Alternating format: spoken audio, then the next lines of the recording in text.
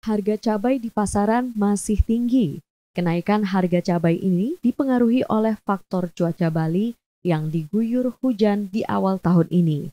Kepala Dinas Pertanian dan Ketahanan Pangan Provinsi Bali menyebutkan bahwa tanaman cabai tetap ada di sejumlah daerah.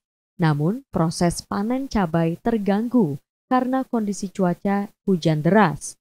Selain itu, hujan juga membuat bunga cabai rontok, sehingga membuat stok cabai menjadi terbatas dan harganya pun naik.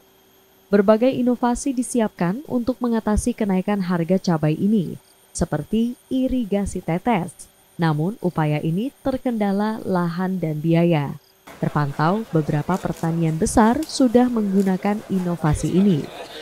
Air hujan, cuaca ini, apalagi ini kan sudah hampir 1 bulan ini hujan, secara terus-menerus, dari malam sampai pagi, dari pagi sampai malam. Itu memang tanaman cabai kita setelah kita survei ke lapangan itu ada gitu loh, dan berbuah. Kenapa harganya mahal? Itu kan gitu. Petani kita untuk mencari buruh untuk memetik itu nggak ada.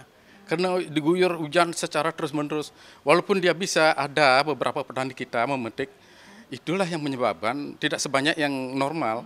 Itu yang menyebabkan harganya mahal. Di samping itu kalau kita terlambat memetik cabai, itu kan rontok dia, hitam-hitam, busuk dia. Karena kita tidak punya juga lahan khusus untuk menanam cabai, nggak punya kita. Nanam padi di sana, nanam cabai di sana, kita sudah sarankan, kita siapkan bibit cabai agar ditanam di rumah-rumahnya, di pekarangan. Kita sudah membuat SE 16 Genta Paten. Genta Paten itu adalah gerakan menanam cepat panen, itu sudah kita keluarkan, sudah kita lakukan itu.